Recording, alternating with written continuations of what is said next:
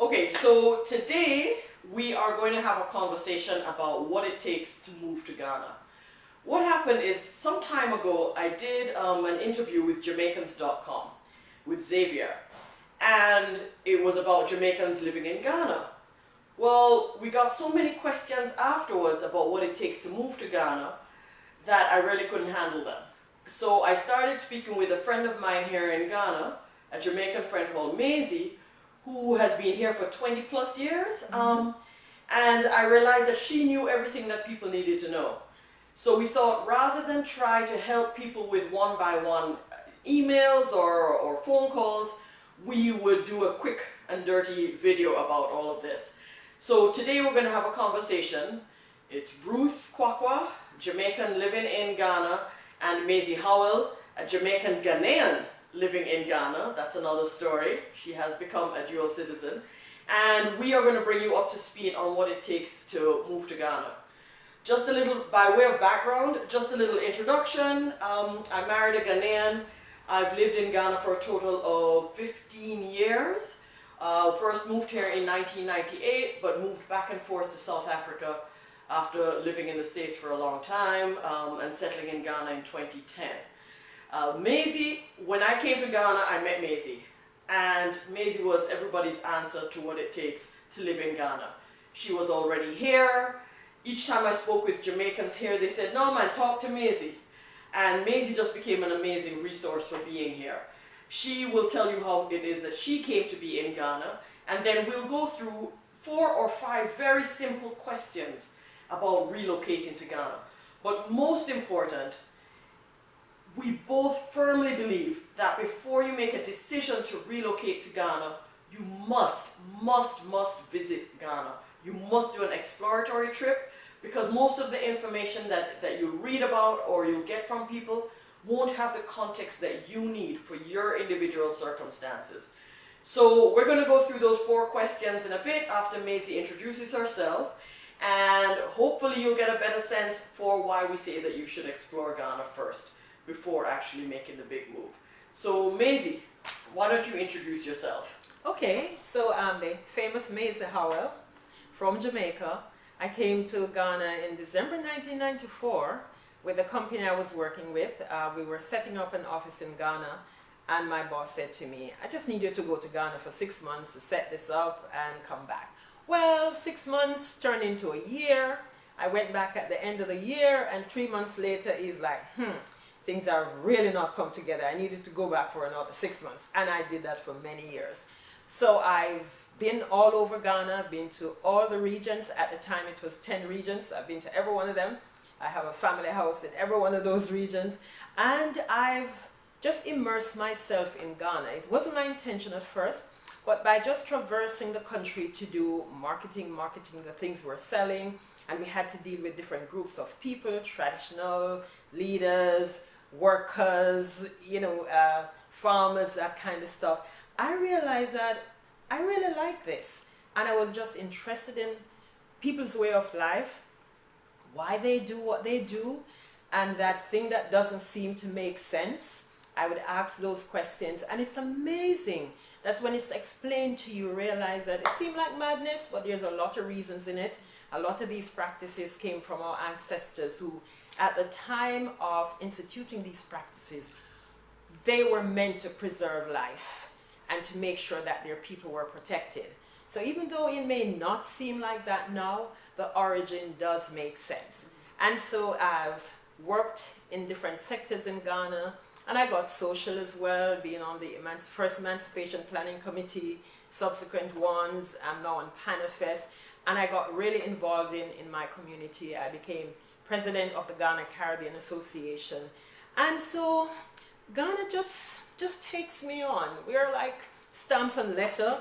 It won't let me stay long in Jamaica. I get there, and there's a voice saying, "Where are you?" That's after 2 weeks. "Where are you?" And I just start to get antsy, and you just have to come back to Ghana. And I've really assimilated, and I think it's for me.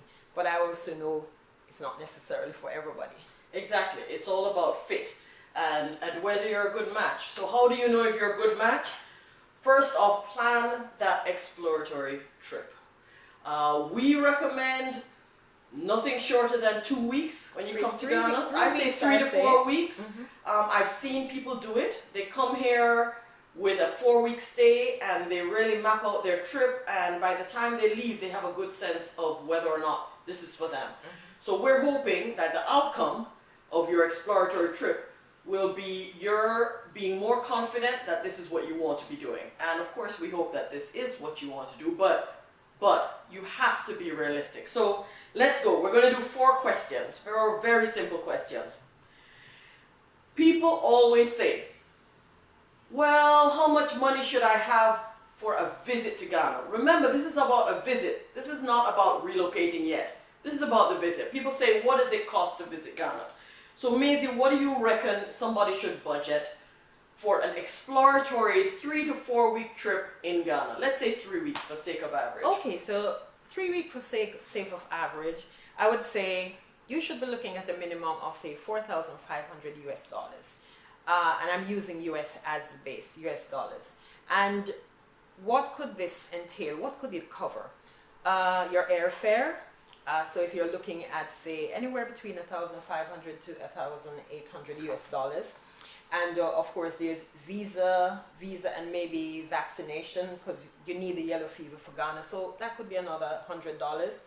And then we have not included the health protocol, because now there's COVID and you know there are requirements on both sides. So we really don't want to put a figure for that. Then there's accommodation, and I'm basing my accommodation on Airbnb. So a good Airbnb for the 3 weeks you're here should run you about $1,200 US. Then we say meals, whether you're going to eat in a restaurant, and it's not so easy to grab a bite on the road. You have to be relatively safe with food. So approximately $800, and definitely communication. The internet in Ghana is fairly good, especially in and around Accra, the capital city. And so you budget for internet and telephone, so you can stay in touch with family and friends and share those beautiful experiences that you're having as well. So in a nutshell, I would say about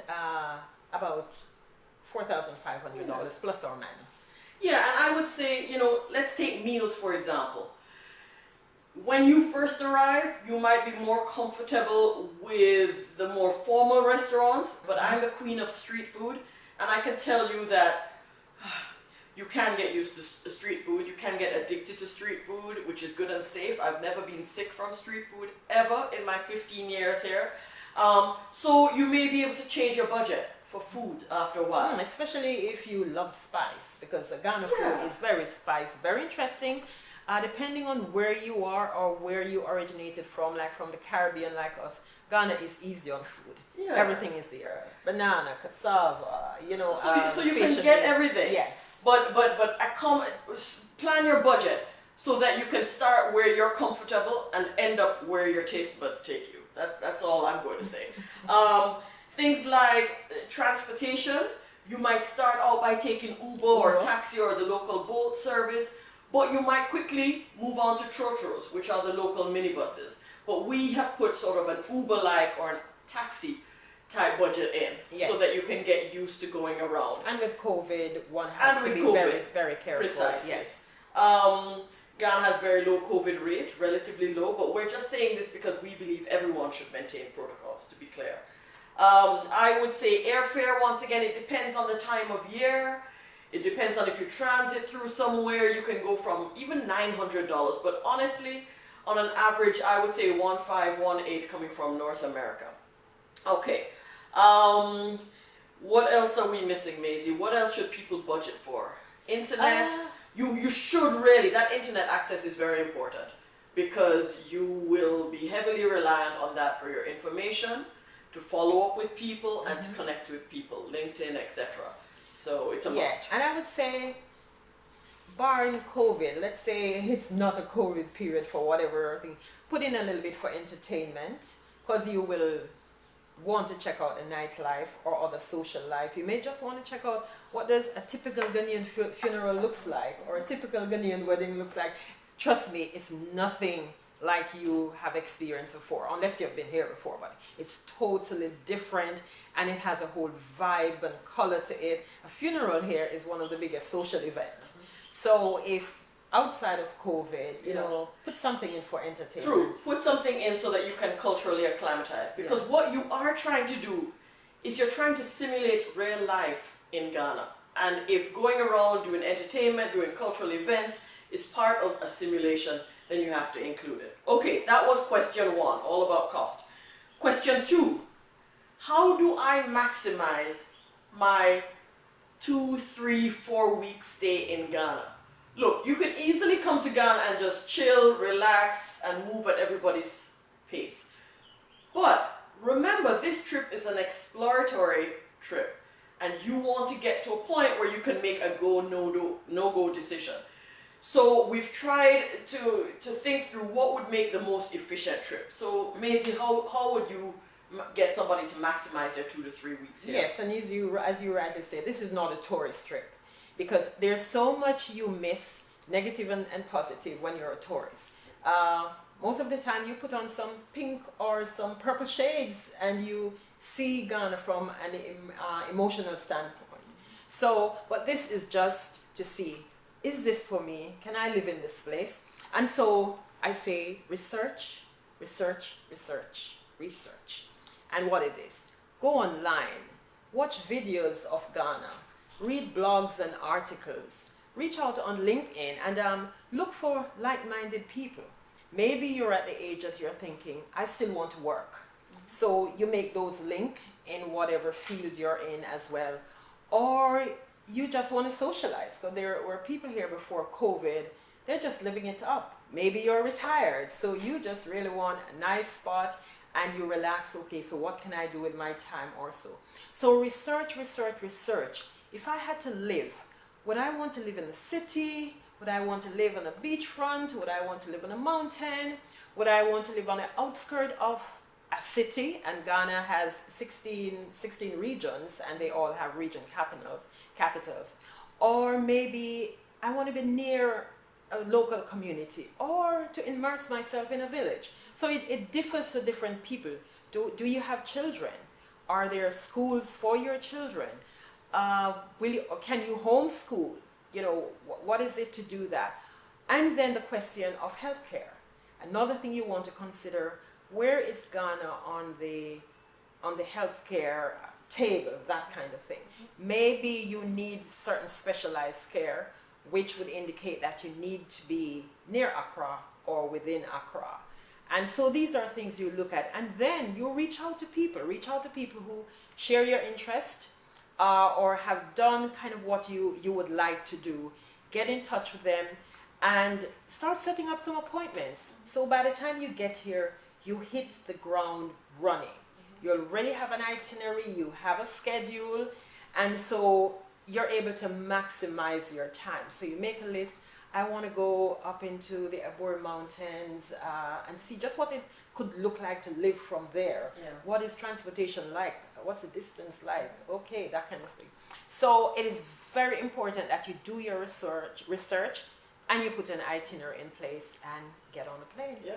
And I would say if you have friends of a friend who live in Ghana, approach them and ask them if you could connect with them when you're here. Because what will happen is you'll come to Ghana and see things and want to ask questions about them. It's a kind of thing that you won't find in the textbook. It's a kind of thing that is, you can do it on WhatsApp or Zoom, but it's maybe trickier. Nobody pays attention to it Yeah. except you. Yeah. And you want to talk to people who have understood Ghana through your eyes, because you will learn a lot from Ghanaians. But if you want to get that perspective from people who are coming from your experience, it'd be great to reach out to them. So reach out to people to the best of your ability. I have a brilliant friend, she'll know who she is, who just spent a month checking out Ghana. And I tell you, I have never seen somebody better prepared to understand the place that they're hoping to call home at some point.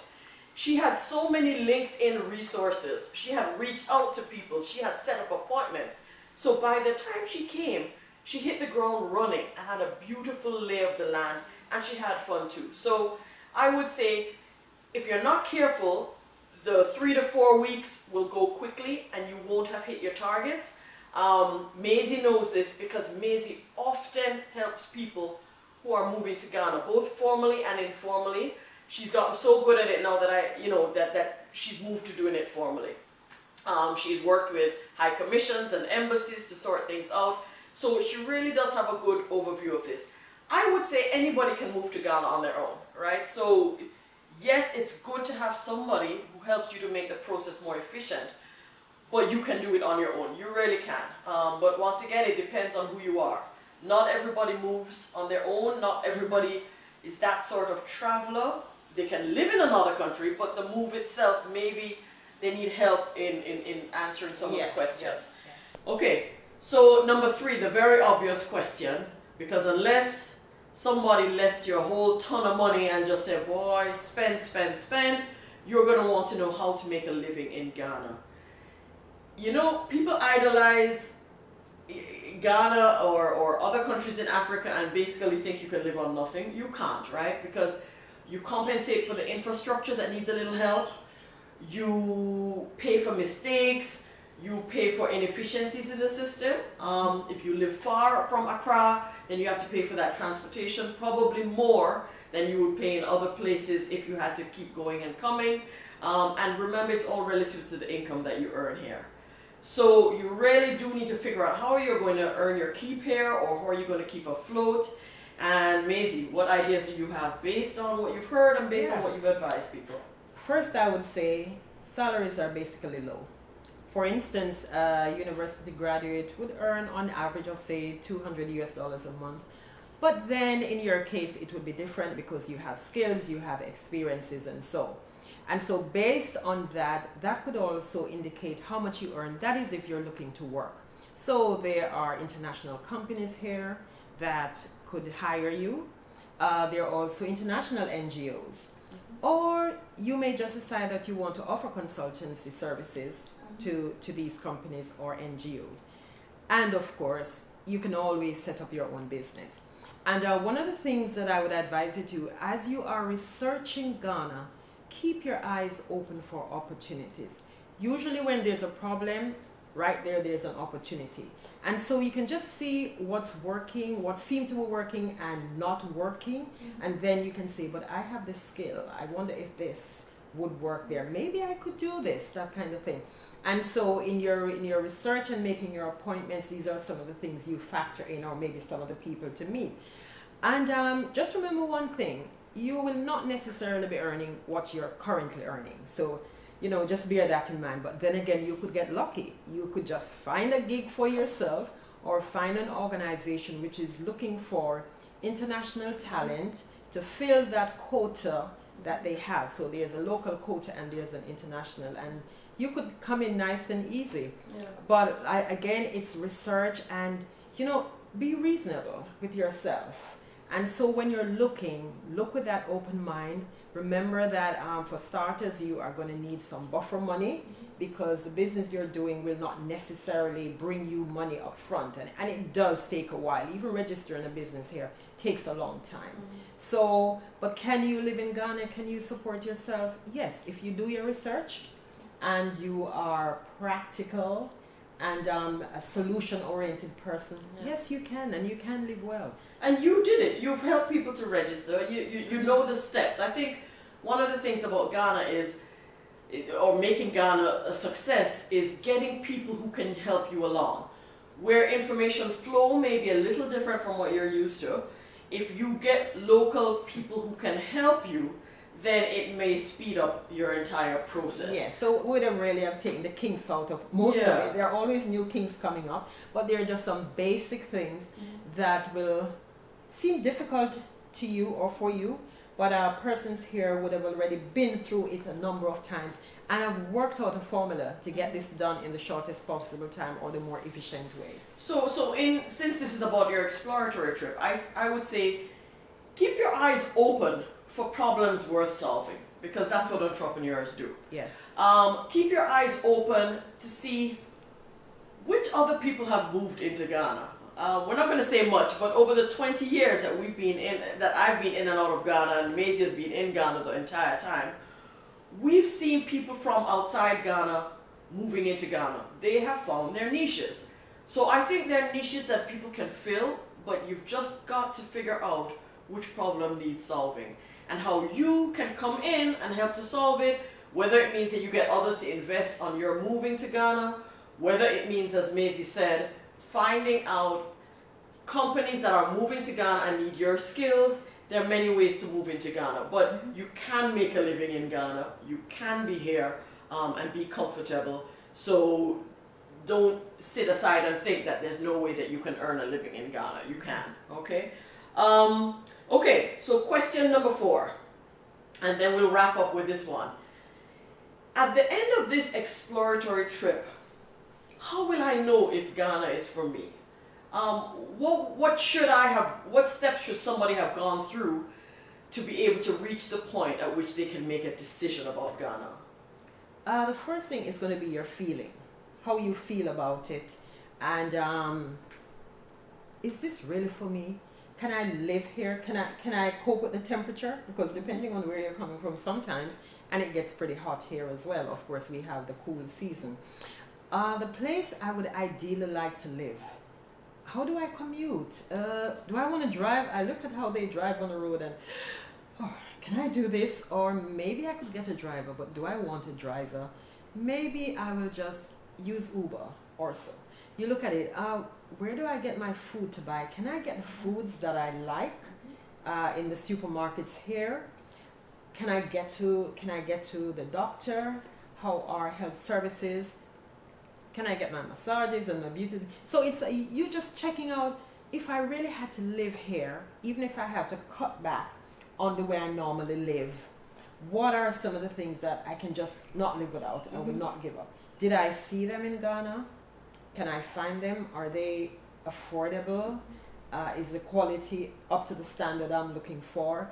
And one thing I need to say, if you're looking to come and live the exact life that you are currently living, you would want to rethink that. There is absolutely no way you are going to live exactly the same way because things are so different.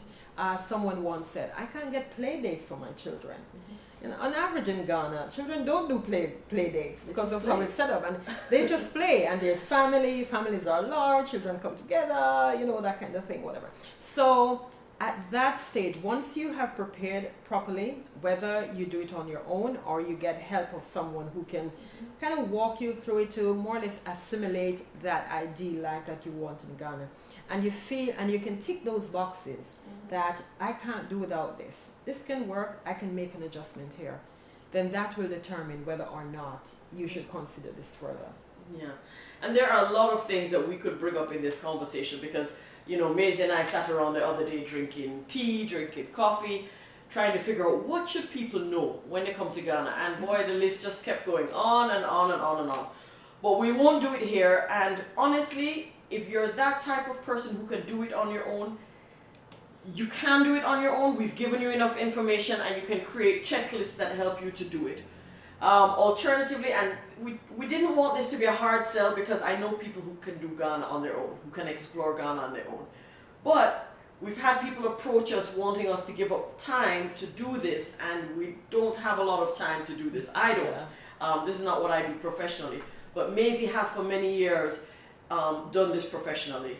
She has helped people to relocate, but beyond that, she sort of stretches across the Atlantic to help people on that side understand Ghana, and Ghanaians understand Jamaica in our case. So she's very familiar with it, and she can do it. And she can almost give you a customized exploratory tour of Ghana according to your wishes. I would say just reach out to Maisie if you want to take it further. It is an investment to explore Ghana. It's not the kind of thing where you just wing, I don't think, especially if you have dependents or family members. So you can do it on your own. I'm just saying Maisie can also help you with that because she runs a business. She's been doing it for years. I would say reach out to her. We're going to have her email address here. We're going to have her website here. I am here as well. I'm a bit nervous about putting my email address because I got a lot of responses the first time. but reach out to her and ask us questions. Maisie? Oh, sure, definitely. And as you rightly said, this is not a hard sell or forcing someone to do this. Many persons can do this on their own. But then there are others who just want to be sure and just want to make sure that they maximize this investment in the exploratory trip. And so if you're one of those persons, you can always reach out to me. And I do a lot of customizing. So it's basically I ask you quite a few questions to find exactly what is it you want to do, why you even want to be here. Why do you want to be here? Yes. Are you romanticizing it, or Yes. are you picturing something that is or isn't? We don't know. But whatever the case is, an exploratory trip sorts it out. Yes. So we've asked 4 questions. What will it cost? How can I maximize my stay here? Can I make a living in Ghana so that I can do this for the long haul? And what should I expect at the end of my exploratory trip? Okay, so this has been Maisie and my first attempt at anything like this. And really, we just did it because we got so many questions. And this is probably the most efficient way to answer them. We get questions about real estate. We get questions about everything. They're big questions. And really, the only way you can get context for any of our responses is to come and visit Ghana. Because this is not play business. Sorry, because this is serious. And like us, you can come and make Ghana your home. Our windows are closed, just for context, our windows are closed right now, just so that we don't hear the sound of the birds, we don't hear the dog, we don't hear the traffic, we don't hear the lady walking up the street selling fish, we don't hear the bread seller. These are all things that make Ghana rich. We've both come to love Ghana. We love looking at how people interpret life. And that's probably why we've chosen to make Ghana home. It's really just, it's hit our soul spot, and we're here for the long haul, and maybe you can do this as well. Yes? So thanks for joining us today for this very informal video. Well, maybe one day we'll do it again. Thank you. Thank you.